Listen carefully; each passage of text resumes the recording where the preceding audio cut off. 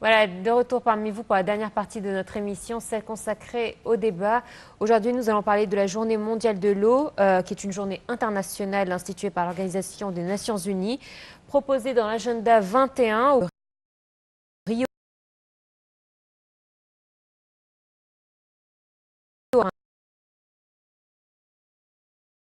13 par l'Assemblée générale des Nations Unies. Elle se célèbre le 22 mars de chaque année avec des thèmes différents. L'eau est devenue un thème important et nous allons en parler justement avec Dr Tahani Selit, chef du département central des coopérations extérieures au ministère des Ressources en eau et de l'irrigation. Merci d'avoir répondu présente à notre invitation. Merci à vous, merci beaucoup, bonjour. Bonjour. Merci, bonjour. Alors le sujet de l'eau est important, d'autant plus pour l'Égypte, qui est un don du Nil. Ce pays existe grâce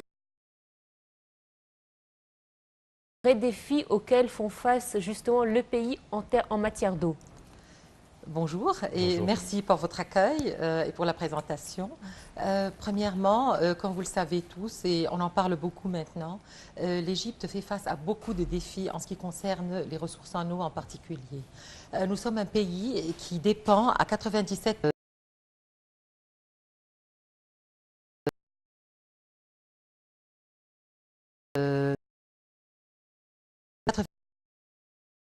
27% de nos ressources en eau proviennent du bassin du Nil.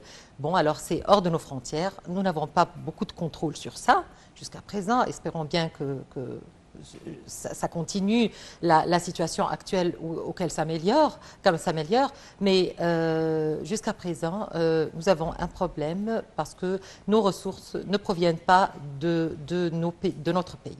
C'est contrairement, par exemple, au reste du pays du bassin, parce qu'il y a, par exemple, le Rwanda et l'Éthiopie. Ce sont des pays qui ont toutes leurs ressources sous leur contrôle parce qu'elles ont toutes les ressources sur le terrain, exactement. Alors ça, c'est le défi essentiel. L'autre défi, parce que nous ne sommes pas un pays où il y a beaucoup de pluviométrie, on parle d'à peu près 1,3 milliard de mètres cubes par an, ce qui est presque rien. Et aussi, les eaux souterraines sont des eaux profondes, c'est-à-dire que ce sont des eaux qui ne sont pas très faciles à extraire. Et en plus, ça devient de plus en plus, c'est de l'eau stratégique pour les générations qui viennent. Alors ça, c'est le défi essentiel, c'est la pénurie de l'eau.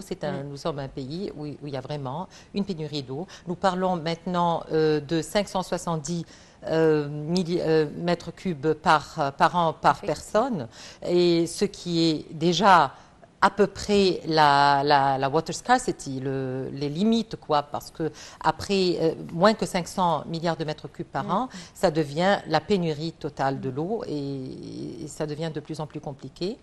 Il y a beaucoup d'efforts qui ont lieu, par exemple, on parle du recyclage, de la réutilisation et tout ça, parce que nous avons comme besoin 114 milliards de mètres cubes. Pourtant, nos ressources ne dépassent pas les 61 milliards de mètres cubes, ou 60 même. À peu près la moitié. Oui, oui. Alors le problème, c'est que comment on fait pour faire cette différence, pour combler exactement cette différence. Alors on fait le recyclage, la réutilisation des eaux de drainage agricole et aussi des eaux municipales. Ça, c'est premièrement. Deuxièmement, on essaie de faire le dessalement, mais avec des limites, c'est-à-dire nous avons des limites économiques parce que c'est un processus vraiment... Exactement, jusqu'à présent. Alors, on ne peut pas faire l'agriculture, par exemple, sur le dessalement d'eau de mer. C'est compliqué. On fait aussi ce qu'on appelle l'eau virtuelle, c'est-à-dire on importe des produits agricoles qui sont vraiment avides à l'eau, au lieu de les planter ici en Égypte. Alors on parle de à peu près 34 milliards de mètres cubes d'eau virtuelle sous forme de produits agricoles et même Surtout le riz, par exemple. Le riz, jusqu'à présent, on cultive le riz, on a essayé de Réduire un tout limiter petit peu, ça, mais jusqu'à présent, oui, non seulement le riz, on parle de la viande, on parle même du papier. Il y a beaucoup de produits qui ne sont même pas seulement les produits agricoles, il y a aussi des produits non agricoles et qui sont très avides à l'eau pour les produire. Alors, ce sont des produits qu'on essaie d'importer pour c'est-à-dire souder cette différence entre les utilisations et les ressources. Parfait.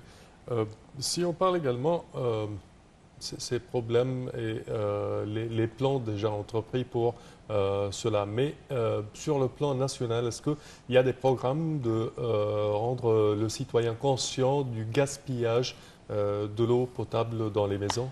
Oui, certainement. C'est-à-dire, si vous suivez, vous devez suivre les programmes de la télé, Ouais. on essaie comme ministère, c'est un ministère, en réalité, c'est un ministère qui est assez pauvre, nous n'avons pas beaucoup de ressources, mais on doit avoir le soutien du média pour ça, parce que vraiment, ce dont on fait face devant l'extérieur, c'est des images qui sont très refusées par un pays où il y a un problème d'eau. On parle par exemple d'arroser les rues, d'arroser les voitures. On prend beaucoup de photos de ça et on vend ces photos à l'extérieur. On avait parlé dans un certain temps d'amende, et amende grave même. Oui, on doit, c'est-à-dire tout ce qui est légal, tout ce qu'on parle de, bon, ça doit être fait, il doit y avoir une amende pour ça. Jusqu'à présent, rien n'est appliqué. Mais il doit y avoir une amende pour ça parce que l'image pour l'extérieur, c'est une image, bon, l'eau municipale, c'est pas un grand taux, c'est-à-dire c'est pas un grand taux de l'utilisation. On parle à peu près de 10% de nos ressources, mais c'est ce qui est très bien vu par tout le monde. Quand on parle, par exemple, dans une conférence que nous avons un problème d'eau et que nous faisons face à une pénurie d'eau et les visiteurs et les touristes, ils viennent et voir ça, ça fait une grande contradiction. Et ça nous pose beaucoup de questions et parfois on ne trouve pas de réponse. On se trouve dans une situation très très critique à l'extérieur et dans les conférences. Alors il doit y avoir des règlements pour le gaspillage de l'eau. Il y a aussi certainement le réseau, parfois dans le réseau du municipal, il y a beaucoup de fuites qui doivent être bien contrôlées parce que ça encore... Ça compte, quoi. Bon, c'est-à-dire, c'est l'addition. On ajoute un petit peu d'ici, un petit peu de là, et ça fait, on parle, ça tombe à des milliards. Le média, c'est-à-dire la télé et certainement les journaux et tout ça, ils ont un rôle très important à jouer en ce qui concerne la sensibilisation des personnes, des citoyens. Oui, parce que vraiment, le ministère, avec ses moyens très limités, ne peut pas faire ça en soi et tout seul. C'est un message que tout le monde doit transmettre pour les citoyens égyptiens et même pour le monde extérieur, parce que nous sommes maintenant un pays qui a une cause. Et nous devons, tous les éléments du pays doivent participer à divulguer cette cause et essayer aussi d'améliorer la situation en ce qui concerne la sensibilisation des citoyens. Alors là, je vais me faire passer pour un citoyen normal qui a fait des études, bon, le minimum, et qui se dit comment pouvons-nous avoir une pénurie d'eau alors que nous avons le Nil, nous avons des mers autour de nous. Pour lui, il n'a pas conscience justement des défis, que ces choses-là sont coûteuses. Donc, est-ce que vous pouvez lui répondre à ce citoyen normal lorsqu'il vous pose cette question, par exemple? Très bien, très bien. C'est une très très bonne question parce que, bon, on le trouve beaucoup. Nous sommes tous élevés au fait que, bon, le Nil coule et on est à l'aise. Oui. Tant que le Nil coule, et tu le vois, et avec tous les bateaux, c'est très joli à voir, eh bien, tout le monde est à l'aise et on ne sent pas qu'il y a un danger qui approche. Il y a beaucoup de dangers qui approchent. Premièrement, on parle des changements climatiques. Les changements climatiques, nous sommes menacés par le changement climatique de plusieurs points de vue. Premièrement, nous parlons des changements climatiques, les glaciers et la hausse des mers. Oui, et ça a un impact sur le delta et sur tout ce qui est économie, sur le delta, tout ce qui est aussi migration et tout ça à cause du delta. Ça, c'est d'un côté. La qualité d'eau aussi est menacée à être détériorée parce que les eaux salées montent sur les eaux souterraines et elles abîment les pluies. Ça, c'est autre chose. Troisièmement, et c'est ce qui est plus important, c'est qu'il y a aussi les effets de changement climatique sur le Nil. Parce qu'il y a aussi ça, une incertitude dans la direction. Il y a beaucoup de modèles climatiques qui disent qu'il y aura une hausse dans les flux de l'eau du Nil et il y a d'autres qui disent qu'il y a une baisse et une très grande baisse aussi. Alors, on ne sait même pas de quoi faire face. Est-ce que d'une hausse ou d'une augmentation ou une diminution? Il y a aussi tout ce qui est développement d'infrastructures dans les pays de l'amont.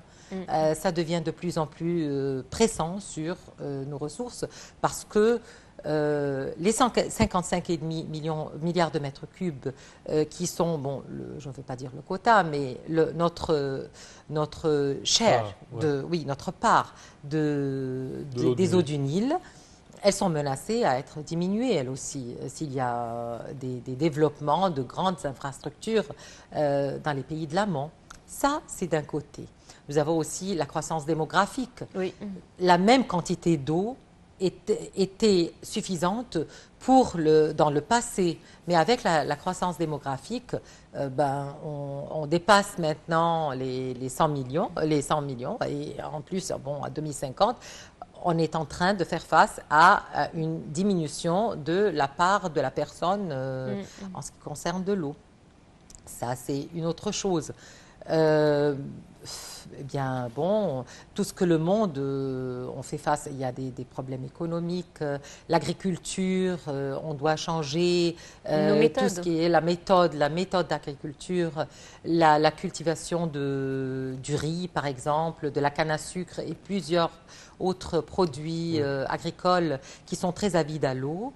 Ça aussi, on doit changer. Alors, on ne peut pas tourner l'œil et faire l'aveugle sur les problèmes de l'eau. Oui, le Nil coule aujourd'hui, mais on ne sait jamais qu'est-ce qui va se passer. Est-ce qu'on paye le prix de mauvaises habitudes, c'est-à-dire que les Égyptiens, depuis toujours, vivent tout près du Nil, autour du Nil? Est-ce que c'est une mauvaise habitude qui a fait qu'aujourd'hui, le Nil a rétréci comme on le voit et peut-être qu'on aurait dû justement exploiter nos terres depuis longtemps et de nous éloigner un petit peu du Nil? Eh bien, c'est un problème qui a deux faces. Pourquoi les Égyptiens sont autour du Nil? Parce qu'ils ne peuvent pas faire autre chose. Il n'y a pas d'autres ressources dans le reste du pays. Alors, moi, je vois que, par exemple, le paysan égyptien a très bien fait son devoir il y a des milliers d'années. Il faisait son devoir pour pouvoir utiliser cette ressource qui est très rare pour faire le maximum avec un réseau d'irrigation qui était le premier dans le monde et en réalité, qui survit jusqu'à présent. Exactement. Alors ça, c'est quelque chose. C'est pas une mauvaise habitude parce que on doit se ramifier. On doit se ramifier pour pouvoir vivre autre part. Et c'est ce qu'on essaie de faire maintenant. On essaye de le faire, mais on a toujours ce défi de ressources. Parce que nous ne pouvons pas être tout à fait dépendants des eaux de pluie, comme j'avais dit, parce que ça peut s'épuiser.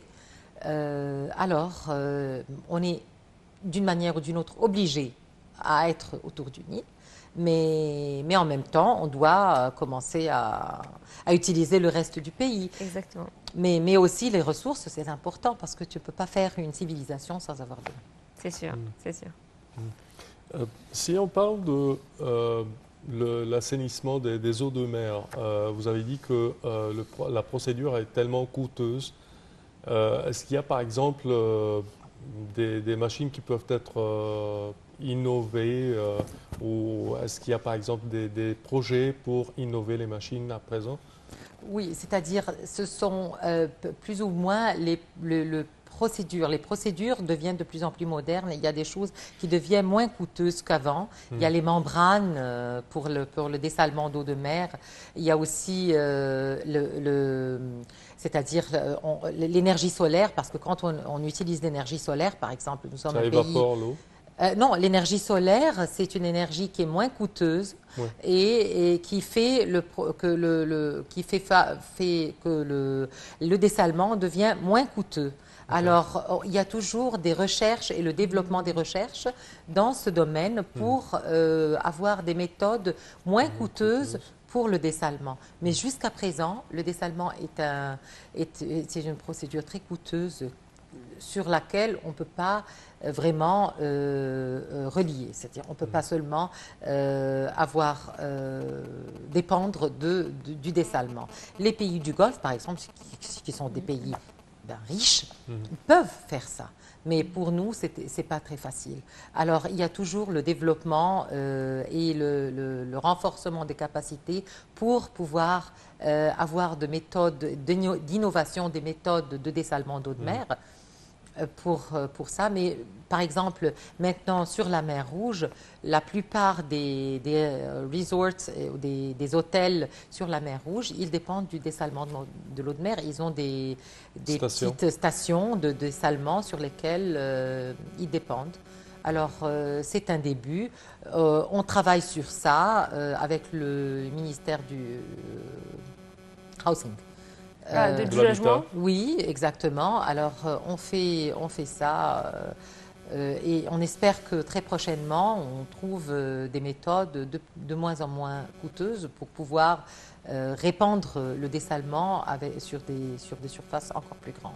Vous avez parlé justement tout à l'heure des eaux usées, du traitement des eaux usées. Et effectivement, un des projets du chef de l'État est de faire la station d'épuration de Gabal al-Asfar, qui est considérée comme la plus importante dans ce domaine-là.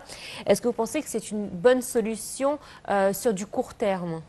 C'est à peu près la seule solution. C'est la seule. Oui, pour la situation actuelle, on n'a pas le choix. On parle d'à peu près 20 milliards de mètres cubes qu'on utilise dans la réutilisation des eaux de drainage et aussi des eaux municipales usées. Alors, on n'a pas le choix. Et en tenant compte qu'on doit aussi prendre des mesures en ce qui concerne la qualité de l'eau. Parce que quand on parle d'eau usée, on doit parler de traitement d'eau usée pour pouvoir, pour ne pas avoir d'autres problèmes de santé, quoi. Et en ce domaine, je voudrais dire que l'efficience de l'utilisation de l'eau en Égypte est une des efficiences les plus élevées dans le monde. On parle à peu près de plus que 85% d'efficience d'utilisation de l'eau. Alors, on fait le maximum pour utiliser les ressources très limitées qu'on a pour pouvoir survivre tous ces problèmes et tous ces défis. Une dernière petite question concernant le reste de l'eau du Nil qui coule dans la Méditerranée. Est-ce que, par exemple, il y a des projets même futuristes de réemployer cette eau ou la rediriger vers des endroits désertiques, par exemple? Eh bien, là, je dois dire que l'eau qui coule dans la Méditerranée, c'est une eau de qualité très, très mauvaise, parce que c'est une eau qui a été usée à plusieurs reprises. On n'utilise pas une seule fois les eaux, on les réutilise pour plusieurs fois. On parle de 3 ou 4 fois, par exemple. Alors, on a vraiment surusé cette eau avant de s'en débarrasser. Et je veux dire encore qu'on doit avoir un minimum d'eau pour la navigation aussi. Alors, quand on dit l'eau qui coule dans la Méditerranée, c'est le minimum pour avoir la navigation dans le fleuve du Nil. Sinon, il n'y aura pas... Les bateaux vont... les marées basses. Il y aurait des marées basses et il y aurait des problèmes avec des bateaux dans la navigation. Ça, c'est quelque chose. Et en plus... on ne peut pas aussi faire une déviation des de la eaux, Cour. oui, au-delà du pays. C'est-à-dire, on ne peut pas, parce que ça, de point de vue légal, c'est pas légal. Mais on peut faire des déviations dans le pays lui-même. Ce sont des petites branches d'ici et là. Oui, exactement. Et c'est par exemple, il y a beaucoup de canaux transversaux qui aident au développement dans le pays. Non, moi, je vois qu'on fait le maximum. Avant que l'eau coule dans la Méditerranée, on l'a surusée déjà. Parfait. Alors, docteur Tahani Selit, vous êtes chef du département central des coopérations extérieures au ministère des Ressources en eau et de l'irrigation. Merci infiniment d'avoir été des nôtres. Merci à vous, merci beaucoup et bonne journée. Merci vous également. Voilà, adoptez des gestes simples au moins. Lorsque vous brossez les dents, il n'est pas utile d'ouvrir le robinet et laisser couler l'eau pendant qu'on se brosse les dents. Non, essayez d'utiliser le minimum sans tout au moins essayez d'être propre aussi. Mais je veux dire que ne laissez pas les robinets ouverts. Et si jamais vous avez un problème de plomberie, réparez-le car chaque goutte est essentielle dans notre vie. Merci Samar. Merci Noah, merci chers téléspectateurs et bonne suite au programme.